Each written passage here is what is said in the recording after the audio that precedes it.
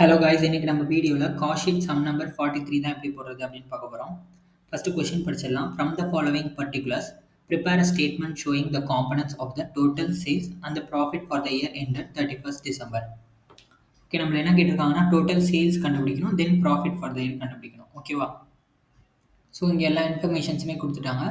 நம்ம ஸ்ட்ரெயிட்டாக cost sheet போட்டுடலாம். ஓகே, ஃபஸ்ட்டு நம்ம ரா மெட்டீரியல்ஸ் கன்சியூம்டு கண்டுபிடிக்கணும். ரா மெட்டீரியல்ஸ் கன்சியூம்டுக்கு நமக்கு opening stock of raw materials வேணும். Opening stock of raw materials இங்கே கொடுத்துருக்காங்க பாருங்கள்.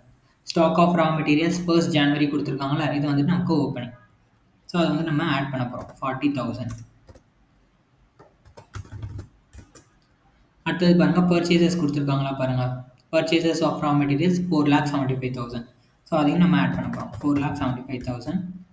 தென் கேரேஜ் ஆன் பர்ச்சேசஸ் இருக்கா, கேரேஜ் இன்வெர்ட்ஸ் இருக்குது 12,500. ஸோ அதையும் நம்ம ஆட் பண்ணிக்கலாம். Then closing stock of raw materials. Closing stock of raw materials எங்கே கொடுத்துருக்காங்க,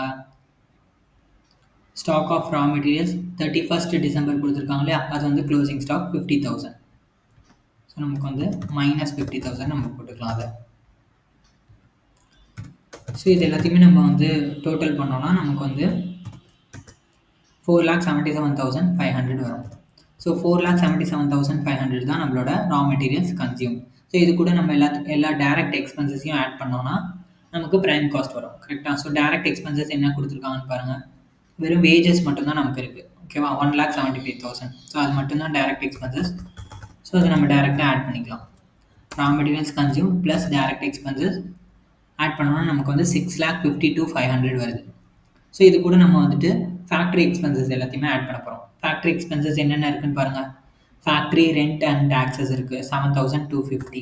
ஓகே, தென் அதர் ப்ரொடக்ஷன் எக்ஸ்பென்சஸும் நமக்கு ஃபேக்ட்ரி எக்ஸ்பென்சஸ் தான். ஏன்னா ப்ரொடக்ஷன் வருதுல்ல, ப்ரொடக்ஷன் எங்கே நடக்கும், ஃபேக்ட்ரியில் தான் நடக்கும். ஸோ 43,000 வந்து நமக்கு ப்ரொடக்ஷன் எக்ஸ்பென்சஸ் இருக்குது. தென் வந்துட்டு பார்த்தீங்கன்னா works manager salary. Work manager salary work அப்படின்னு கொடுத்துருக்கனால அது வந்துட்டு நம்ம ஃபேக்ட்ரி எக்ஸ்பென்ஸாக தான் ட்ரீட் பண்ணணும். அந்த மேனேஜர் வந்துட்டு ஃபேக்ட்ரியில் ஒர்க் பண்ணுற மேனேஜராக இருப்பார். தென் ஃபேக்ட்ரியோட எம்ப்ளாயீஸ்க்கான சேலரி வந்து கொடுத்துருக்காங்க, அதுவும் நமக்கு ஃபேக்ட்ரி எக்ஸ்பென்சஸ் தான் 60,000.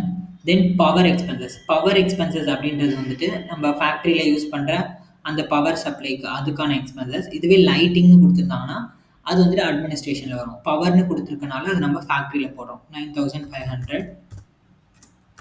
தென் ஒர்க் இன் ப்ராக்ரஸ் வந்து பார்த்தீங்கன்னா ஓப்பனிங்கை நம்ம ஆட் பண்ணிவிட்டு க்ளோசிங் ஒர்க் இன் ப்ராக்ரஸை சப்ராக்ட் பண்ணுவோம். So opening work in progress பாருங்கள் 15,000. ஸோ அதை நம்ம ஆட் பண்ணிடலாம். க்ளோசிங் ஒர்க் இன் ப்ராக்ரஸ் பாருங்கள்.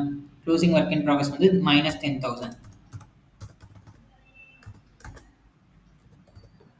ஸோ இது எல்லாத்தையுமே நம்ம சம் பண்ணோன்னா நமக்கு வந்துட்டு எவ்வளோ ஃபேக்ட்ரி எக்ஸ்பென்சஸ் அப்படின்னு தெரிஞ்சிடும்.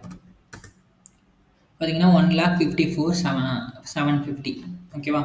ஸோ இந்த ப்ரைம் காஸ்ட்டோட இந்த 1,54,750 ஆட் பண்ணோம்னா நமக்கு ஒர்க் காஸ்ட் கிடச்சிரும் 8,07,250. இது கூட இப்போ நம்ம அட்மினிஸ்ட்ரேஷன் ஓவர்ஹெட்ஸ் எல்லாத்தையும் ஆட் பண்ண போகிறோம். அட்மினிஸ்ட்ரேஷன் ஓவர்ஹெட்ஸ் பார்த்தீங்கன்னா ஒன்று தான் இருக்குது, வெறும் ஜென்ரல் எக்ஸ்பென்ஸ் மட்டும்தான். அது ஜென்ரல் எக்ஸ்பென்சஸ்ன்னு கொடுத்துருக்கனால அது வந்து அட்மினிஸ்ட்ரேஷனில் போயிடும்.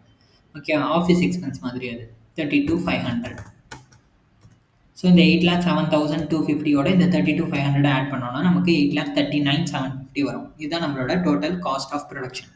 ஸோ இந்த காஸ்ட் ஆஃப் ப்ரொடக்ஷனோட நம்ம ஓப்பனிங் ஃபினிஷ்டு குட்ஸையும் க்ளோசிங் ஃபினிஷ்டு குட்ஸையும் நம்ம இன்க்ளூட் பண்ணோன்னா நமக்கு வந்துட்டு cost of production of goods வரும். ஓப்பனிங் எவ்வளோ 6,000. ஸோ நம்ம அதை என்ன பண்ணுவோம், ஆட் பண்ணுவோம். க்ளோசிங் எவ்வளோ, சப்ராக்ட் பண்ணுவோம். க்ளோசிங் ஃபினிஷ்டு குட்ஸ் பாருங்கள் 15,000. ஸோ -15,000. ஸோ 6,000ல் 15,000 சப்ராக்ட் பண்ணோன்னா நமக்கு -9,000 வரும். ஸோ இந்த 8,39,750ல் இந்த 9,000 சப்ராக்ட் பண்ணிட்டோம்னா நமக்கு 8,30,750 வரும். ஸோ இதில் நம்ம selling and distribution overheads add பண்ண போகிறோம். செல்லிங் அண்ட் டிஸ்ட்ரிபியூஷன் ஓவர்ஹெட்ஸ் கொடுத்துருக்காங்களா, நமக்கு செல்லிங் அண்ட் டிஸ்ட்ரிபியூஷன் ஓவர்ஹெட்ஸ் கொடுக்கல. ஸோ அதனால் நம்ம வந்து அதை 0ன்னு எடுத்துக்கலாம். ஓகேவா? எதுவுமே கொடுக்காதனால 0ன்னு எடுத்துக்கலாம். ஸோ இப்போ cost of production of goods sold கூட இந்த செல்லிங் அண்ட் டிஸ்ட்ரிபியூஷன் ஆட் பண்ணோன்னா நமக்கு சேம் 8,30,750 தான் வரும். சேல்ஸ் வந்து கொடுத்துருக்காங்களா பாருங்கள். சேல்ஸ் ஃபார் த இயர் பாருங்கள் 8,60,000.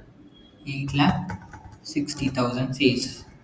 ஸோ இதில் ப்ராஃபிட் வந்து பார்த்தீங்கன்னா சேல்ஸ் வந்து 8,60,000, காஸ்ட் பார்த்தீங்கன்னா 8,30,750, ப்ராஃபிட் வந்து பார்த்தீங்கன்னா 29,250.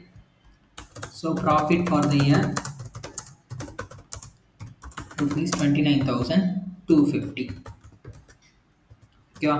ஸோ அவ்வளோதான் இந்த சம். இதில் ஏதாவது டவுட் இருந்ததுன்னா நீங்கள் கமெண்ட் செக்ஷனில் கேளுங்க, நான் ரிப்ளை பண்ணுறேன். ஓகே, பாய்.